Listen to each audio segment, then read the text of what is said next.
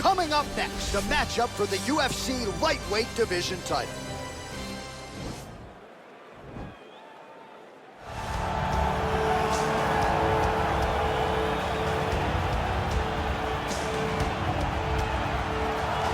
All right, here he is, the #1 lightweight contender, making his way to the octagon and looking to leave as the new undisputed UFC lightweight champion of the world. He has bided his time, waiting for this title shot. He's got the winning streak. He has the quality of opposition. Now he's fighting the #1 guy in the world. He believes he's the best. Now his opportunity to prove it, just a few minutes away.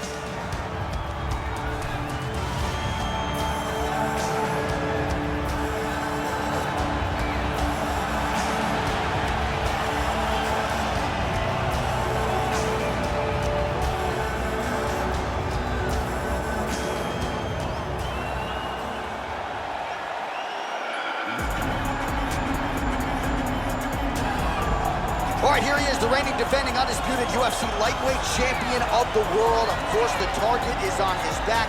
All eyes are on this man tonight as he tries to make good on yet another title defense. He has owned this division for some time. The question is, as the challenges get stiffer, can he remain the hunted? Several championship fights to his credit, a lot of 25-minute wars. As he gets older, the challenges get stiffer. We'll see how he handles this one tonight.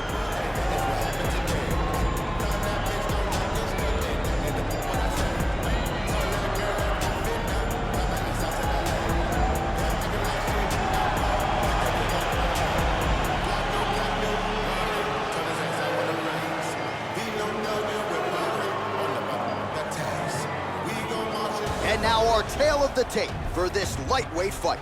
Oliveira is 1 year his senior. He will have a 4-inch reach advantage. Here is Bruce Buffer. Ladies and gentlemen, this is the main event of the evening. And when the action begins, our referee in charge of the octagon, Dan Mergliata. And now, this is the moment you've all been waiting for. Live from the sold-out O2 Arena in London, England, it's time!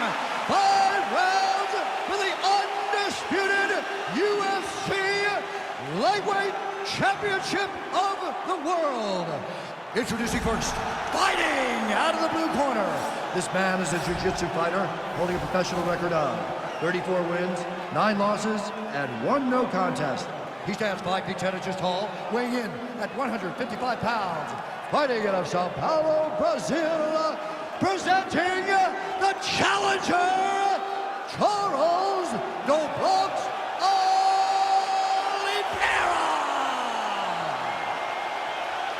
And now introducing the champion, fighting out of the red corner. This man is a wrestler holding a professional record of 24 wins, 1 loss. He stands 5 feet 10 inches tall, weighing in at 155 pounds. Fighting out of Makhachev, Russia, presenting the reigning, defending, undisputed UFC lightweight champion of the world, is Makhachev.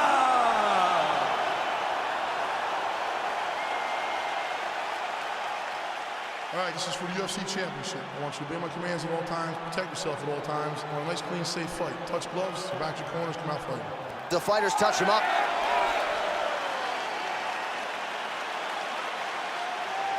Ready?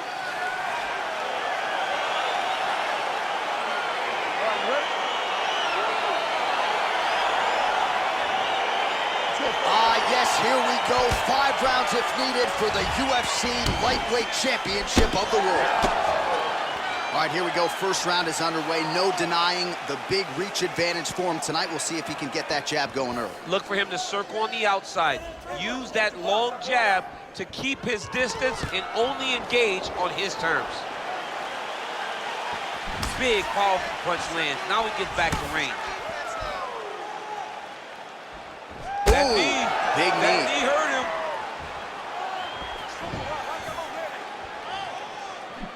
Oh, nice elbow. He needs to start looking to finish now because he's got his opponent hurt very bad.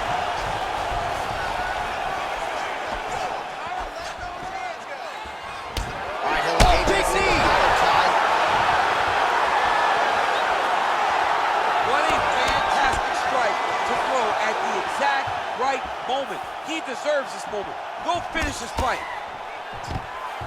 Now goes in and secures the takedown. All right, feet on the hips here. Under 3 minutes remain in round one. Strong bottom work here, staying busy. Oh, and he's able to land a strike there from the bottom. Nicely done by Oliveira. Close guard. Well, not ideal to spend this much time on the bottom, but you can't fault him for his activity. Landing strikes here from the bottom. Nice work by Oliveira.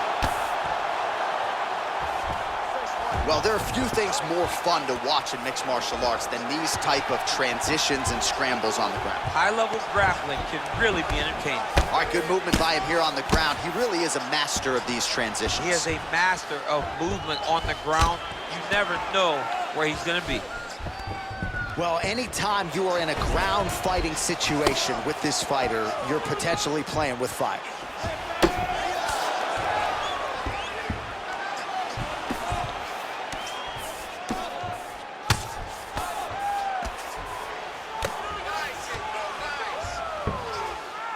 Under a minute to go in our opening round.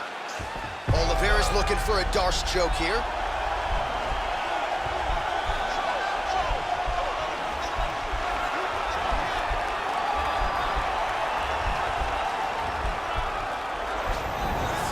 Nicely done. Strong bottom work here, staying busy. Man, how fun is this to watch as he continues to dole out damage with the ground and pound? Take it back to the days of guys like Mark Coleman, just beating people up in the ground and pound. This guy is a throwback fighter. It's very fun to watch. Yeah, the Godfather would be proud. Horn sounds for the end of round one.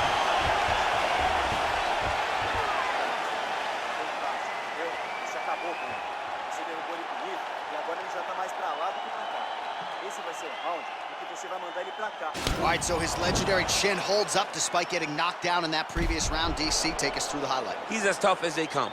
There has not been a guy that can take shots like this. Most times the night would be over, and gladly over after you take a shot like this. But this man is just too tough. Some people say he's too tough for his own good. He would not agree with you. He wants to fight.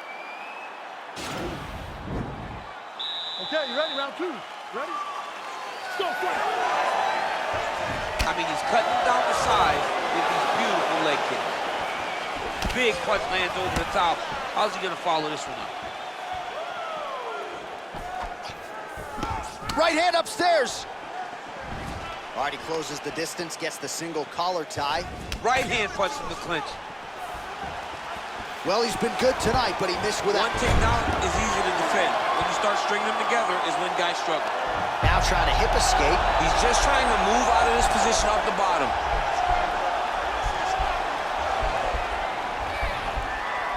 The Kimura is not the arm. It's the shoulder pressure that usually makes you tap. But now DC trying to isolate an arm. Yep, he's using the Kimura. Posturing up now. And now the damage is about to start. Well, you see all the grappling repetitions here. Just beautiful movement, seamless transitions on the ground. Over and over, these guys are doing things that you see in every jiu-jitsu gym around the country. 3 minutes to go.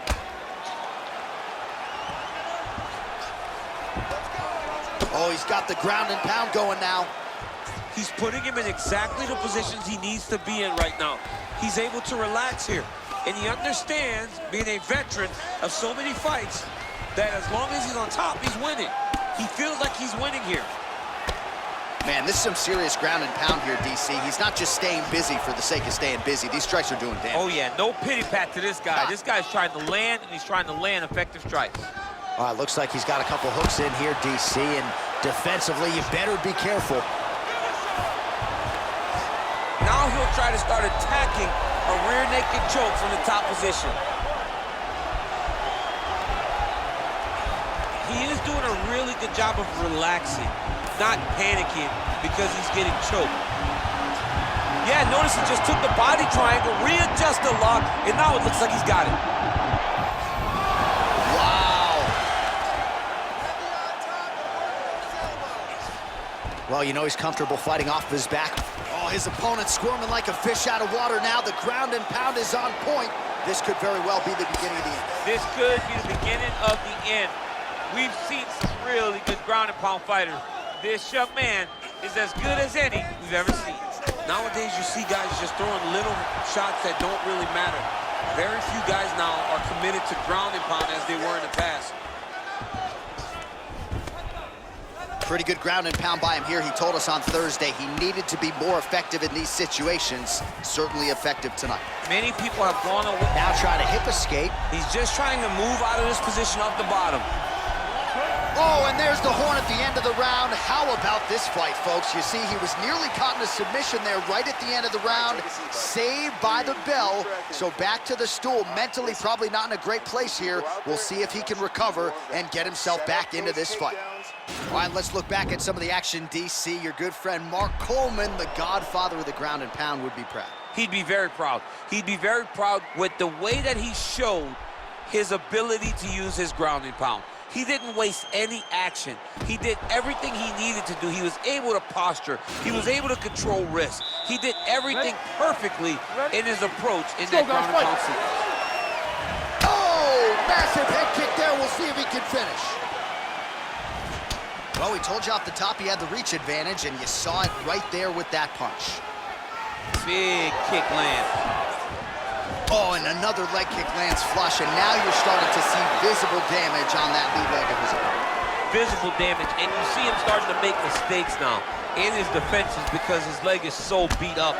It's red, it's all beat up, he's limping, he's turning away. There are so many things that he is doing wrong. What a beautiful takedown.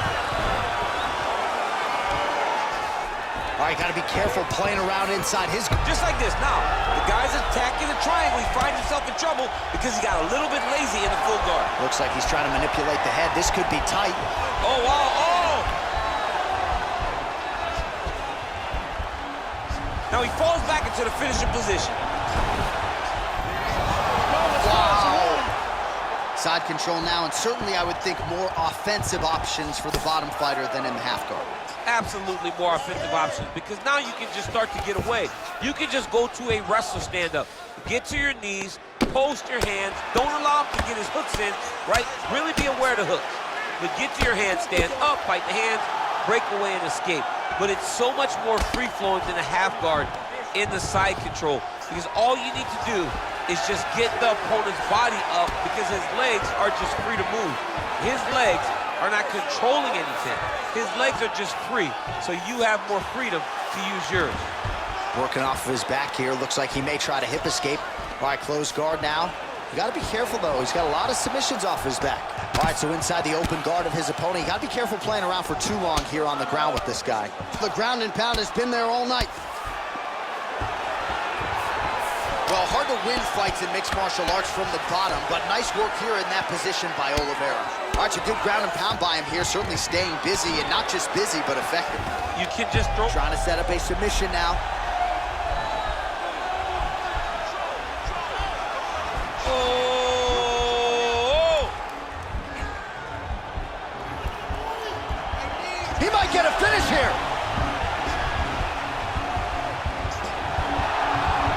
This might just be a matter of time.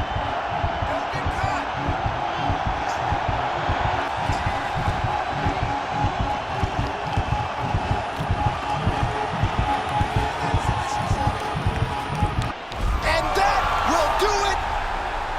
He's done, he's done. Right, I mean, how do you not admire the focus of this young fighter? You could tell he was looking for that submission much earlier in the round, but he didn't want to rush it. He stayed patient, let the setup do its thing, and ultimately the submission materializes organically late in the round. High-level stuff out of that young fighter here tonight. All right, let's take a look back at the replay as he gets it done by submission tonight, champ. I mean, you know, this guy has such a great submission game that you cannot lay in his guard. He's so skilled, he's so tricky, and he's so good at weaving a web that gets you lost in it that he made him pay for it tonight and got the submission victory. So there is the man they are all chasing at 155 pounds, the undisputed UFC lightweight champion. And how about the way he got it done tonight? a spectacular submission to finish the job. Ladies and gentlemen, referee Dan Bout has called a stop to this contest at 4 minutes, 25 seconds of the third round, declaring the winner by tap out and new UFC lightweight champion of the world, Charles the Bronx Oliveira. Oh, what a moment there it is for the new UFC lightweight champion. I'm not crying. You're crying? Are you crying? I mean, almost. It's hard not to feel emotional when you watch someone accomplish something that they set out to do so long ago. Congratulations to the champ. He did